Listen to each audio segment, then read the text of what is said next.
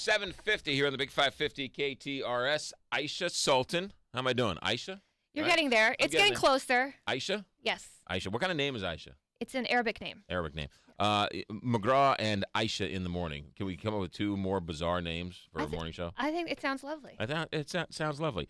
She is the home improvement and family columnist for the St. Louis Post-Dispatch. No, not the home improvement.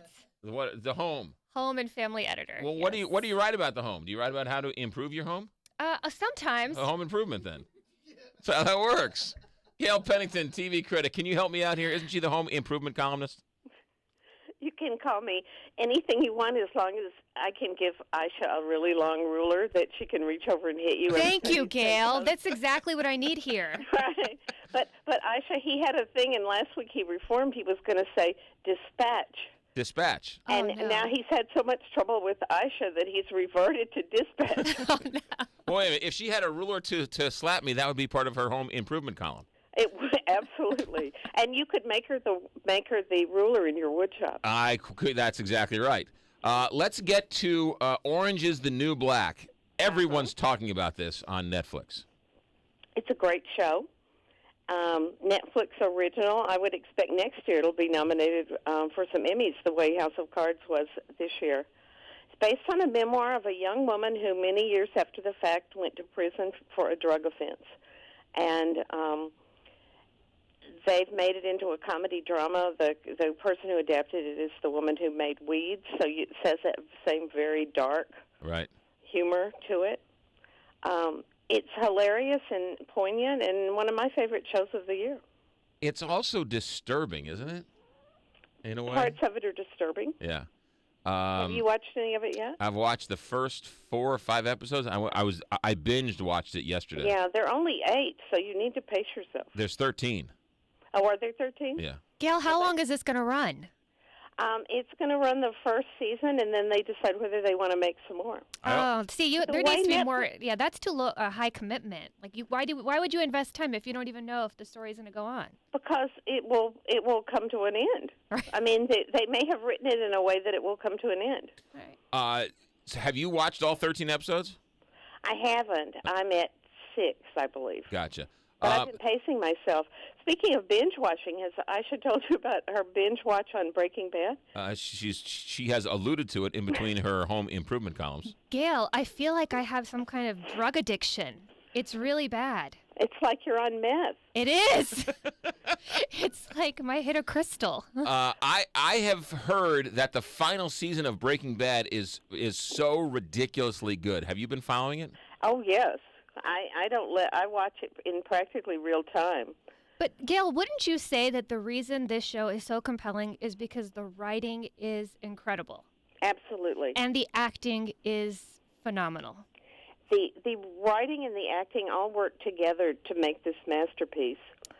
The way the characters have developed over the years, and I think one advantage to binge watching a show like Breaking Bad is that you really see it happen. You can watch it unfold better than we could when we had to watch, just an episode a week and then wait a long time between seasons. See, and that's exactly what I was noticing last night, is that the arc of the characters' personalities and how they're developing, you're right, when you watch 8 hours of television in a weekend, you can see that it crystallizes for you. Crystal, so to speak. So to speak. It's because somebody who's watching Breaking Bad from the beginning forgets what happened in season 2, but somebody binge watching will have seen it 3 days ago. So People want to talk to me about the episode they just watched, and it was 3 years ago for me, and I barely remember. I remember the highlights. Right. But not the details. But I heard that this year at Breaking Bad, there are some episodes that will blow your mind. Practically every episode. This past week was not that active an episode. It was like setting the stage for a lot of things that are going to happen. Right. It's also, I find it, if I'm watching a TV show, there's a whole new subculture of binge watching. If I watch 24 and binge watch it, I didn't get it. It was too cheesy. But yet, House of Cards and or this Orange is the New Black makes sense watching it one after the other. Does that make any sense? I think that the better the show, the better it's going to be. Right. To binge watch. But you know what, Gail? Okay, so you remember last season I binge watched the entire first season of Homeland, and I felt like it just burned me out on it. And then I just couldn't make the leap to season 2 after watching it, the entire season in a Really? weekend. Yes. I watched it in one weekend, the entire first season. It was a little much. It was very, very intense. It was. Show, but I know a lot of people who binge watched it and then jumped right into season 2. I loved it. It was great. Now, what's bizarre about Homeland is that Damian Lewis is a British actor, and when he talks in his British voice, that freaks me out. But doesn't he seem the most all-American person in looks? I mean, he was Lieutenant Winters in Band of Brothers. I mean, you don't get any more American than that. And when he opens up and he has this British accent, it's so confusing. Well, that was And like yet Hugh Laurie. adorable. Yeah. Yeah. Yeah. All right. Anything else we should be watching, Gail Pennington? Well, we should point out that my Big Fall TV preview ran on Sunday. Yes, it's must read television writing. And I hope that people got the paper and clipped and saved because it has the fall grid in it. It shows what's going to be up against what. And it also has the return dates for all the returning shows. What about Glee? That's all I care about.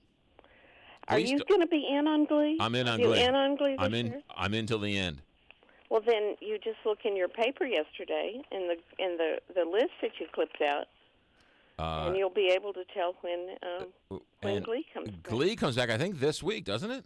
No, Glee's way far off. No, because I thought they came back for 2 or 3 episodes, and then they broke for the World Series. They do, but they had to delay a little bit because of Corey Monteith's death. The whole Finn Right. thing. It's September 26th. All right, so I got a couple weeks. I was upset because the Rams preseason game preempted Glee on Fox last week. Oh my But God! that was one you'd already seen. That's And not aren't the- you a man? Please hand over your man card right now. Right. What? I can look, if you can read 50 Shades of Grey, I can watch Glee, okay? Over the Rams, Over the Rams, it was none of the Rams played. McGraw. Gail Pennington, when can we read you? When can we see you? I'll be in the Friday Go section, and then Sunday A&E we have our Big Fall Arts preview. I think you should Everybody will do. wanna get. I still think you should critique the TV show we're doing here on the Big 550 KTRS. Well, maybe now that Aisha's on it, it's a conflict of interest, and I can't. Well, Don't maybe put- now that Aisha's on it, you only have positive things to say about it. Good point. Thank Very you. Good point. Gail Pennington, have a good week. You too. You got Bye, it. Gail. Gail Pennington, TV critic extraordinaire, STLToday.com. Orange is the New Black, Breaking Bad, Glee. That's all you really need to know. I have been catching up on my 90210. Oh yeah, Yeah. that's good. You're only a decade or two behind. 758 of the Big 550 K.